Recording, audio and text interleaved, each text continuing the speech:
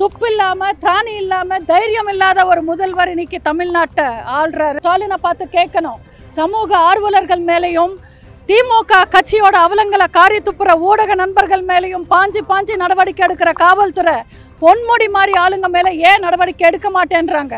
கோர்ட்டே case எடுக்க சொன்னதுக்கு அப்புறம் கூட ஏன் கேஸ் இன்னும் பதிவு பண்ணாம இருக்காங்க?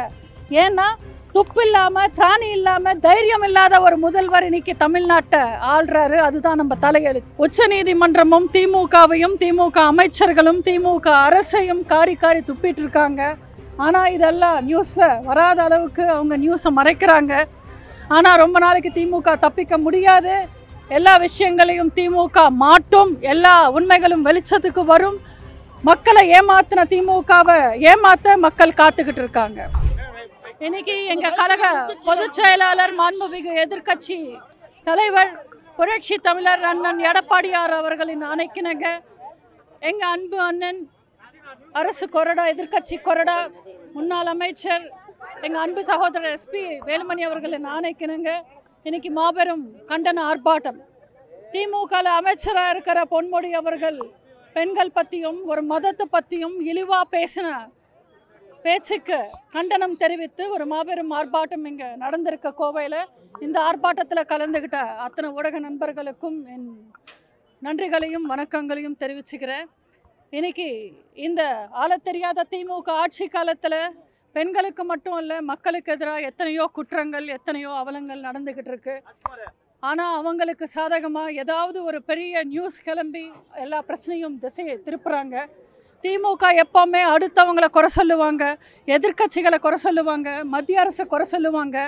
ஆனால் இங்கே பார்த்திங்கன்னா ஒட்டுமொத்த தமிழ்நாட்டு மக்களும் மாநில கோர்ட்டும் உச்ச நீதிமன்றமும் திமுகவையும் திமுக அமைச்சர்களும் திமுக அரசையும் காரி துப்பிட்டு இருக்காங்க.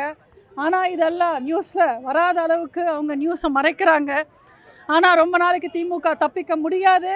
எல்லா விஷயங்களையும் திமுக மாட்டும், எல்லா உண்மைகளும் வெளிச்சத்துக்கு வரும். மக்களை ஏமாத்தின திமுகவை ஏமாத்த மக்கள் காத்துக்கிட்டு இருக்காங்க.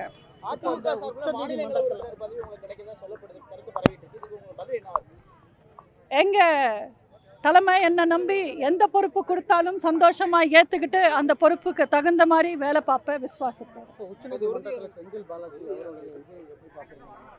செந்தில் பாலாஜிக்கு பதவி வேணுமா ஜாமீன் வேணுமான்றதை செந்தில் பாலாஜி தான் சொல்லணும். அதுவும் திங்கட்கிழமைக்குள்ளார சொல்லணும். என்ன சொல்லுவார்ன்றது காத்திருந்து பார்க்கலாம். பெண்களுக்கு எதிராக சவுக்கு சங்கர் மீது எடுக்கப்பட்ட அந்த ஒரு ஆர்வமும் வேகமும் பொன்முடியின் மீது காட்ட மாட்டேங்கிறாங்க. இதுல நீதிமன்றமே சுட்டி காட்டி இது வரைக்கும் நடவடிக்கை எடுக்கலாம். அது எப்படி பாக்குறீங்க? அது நான் கேள்வி ஒவ்வொரு மேடையிலையும் கேட்டுக்கிட்டு இருக்கேன். ஊடக நண்பர்களான நீங்க எல்லாரும் ஸ்டாலினை பார்த்து கேட்கணும், சமூக ஆர்வலர்கள் மேலையும் திமுக கட்சியோட அவலங்களை காரி துப்புற ஊடக நண்பர்கள் மேலையும் பாஞ்சி நடவடிக்கை எடுக்கிற காவல்துறை பொன்முடி மாதிரி ஆளுங்க மேலே ஏன் நடவடிக்கை எடுக்க மாட்டேன்றாங்க? கோர்ட்டே கேஸ் எடுக்க சொன்னதுக்கு அப்புறம் கூட ஏன் கேஸ் இன்னும் பதிவு பண்ணாமல் இருக்காங்க? ஏன்னா துப்பு இல்லாமல் திராணி இல்லாமல் தைரியம் இல்லாத ஒரு முதல்வர் இன்னைக்கு தமிழ்நாட்டை ஆள்றாரு. அதுதான் நம்ம தலையெழுத்து. இந்த கம்யூனிஸ்டுடைய மகிழா மன்றம் எல்லாம் இதுக்கு முன்னாடி எல்லாம் சின்ன ஒரு விஷயத்துக்கு ரோட்டுக்கு வந்துட்டு இருந்தாங்க. இந்த 4 வருஷமா மகளிருக்காக எந்த போராட்டத்துக்கும் இது வரைக்கும் கூட்டணி கட்சிகள் வரல. அவங்க கூட்டணிகளா இருக்கிறாங்களா, எப்படி இருக்காங்க, நீங்க எப்படி? இன்னும் 10 வருஷம் ஆளுங்கட்சியோட கூட்டணியில இருக்கணும்ன்றதுக்காகவே எல்லாரும் சைலண்ட் மோட்ல இருக்காங்க. தேர்தல் நெருங்க அவங்களும் பேச ஆரம்பிப்பாங்க.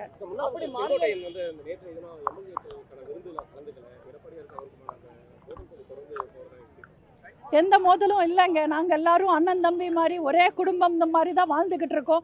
இப்போ கூட மே தினம் கூட்டம் எல்லாம் நாங்கள் அறிவிச்சிருக்கோம். நீங்கள் பார்த்தீங்கன்னா புரோட்டோகால் படி 4வது கூட்டம் செங்கோட்டையன் அண்ணன் தலைமையில் தான் அறிவிச்சிருக்கோம். நாங்கள் எல்லாரும் நல்லா தான் இருக்கோம். திமுகவோட தப்பை மூடி மறைக்கணுன்றதுக்காக ஏதோ எங்களுக்குள்ளார பிரச்சனை இருக்குன்னு ஊதி பெருசாக்க பார்க்குறாங்க. அவ்வளோதான். நாங்கள் எல்லாரும் நிம்மதியாக சந்தோஷமாக இருக்கோம். சசிகலா அவர்களும் ஓபிஎஸ் அவர்களும் இல்லாமலே நாங்கள் பலமான எதிர்கட்சியாக இனிக்கும் தமிழ்நாட்டு மக்களுக்காக, தமிழ்நாட்டு மக்கள் உரிமைகளுக்காக நாங்கள் போராடிக்கிட்டு தான் இருக்கோம். இதுதான் அதிமுக, இதுதான் ரெட்டை இலை, இதுதான் இயக்கம்ன்றது எல்லாருக்கும் நாங்கள் நிரூபிச்சிட்டோம். ஆனால் தேவையில்லாமல் இன்னும் இந்த கேள்வியை ஏன் எழுப்புறீங்கன்னு எனக்கு புரியல. அரசியல்ல எதுவுமே அறிவிப்பு வர வரைக்கும் நிரந்தரமும் இல்லை, உண்மையும் இல்லை. அறிவிப்பு வந்ததுக்கு அப்புறம் என்னோட செயல் எல்லாமே செயலாதான் இருக்கும், வெறும் பேச்சா இருக்காது. நான் இன்னும் அவர் அரசியல் தலைவரை பார்க்கல, அவர் இன்னும் எந்த அரசியலும் செய்யல. அவர் அரசியல் களத்துக்கு வரட்டும், அரசியல் பேசட்டும், அப்புறம் பதில் சொல்றோம். நாங்க எல்லாரும் சந்தோஷமா தான் இருக்கோம். தொண்டர்களோட முடிவு தான் எப்பவுமே அதிமுக தலைமை எடுக்கும். விஜய் அவர்கள் எதை வேணும்னாலும் டார்கெட் பண்ணலாம். ஆனா இது சினிமா கிடையாது, இது அரசியல், இது மக்கள் களம். இங்க நின்று அரசியல் பண்றது ரொம்ப கஷ்டம். இங்க நேர்மையா இருக்கணும், உண்மையா இருக்கணும், பொறுமையா இருக்கணும். அந்த நேர்மை, உண்மை, பொறுமை விஜய் அவர்களுக்கு இருக்கான்றது நம்ம காத்திருந்ததா பார்க்கணும். நன்றி, வணக்கம்.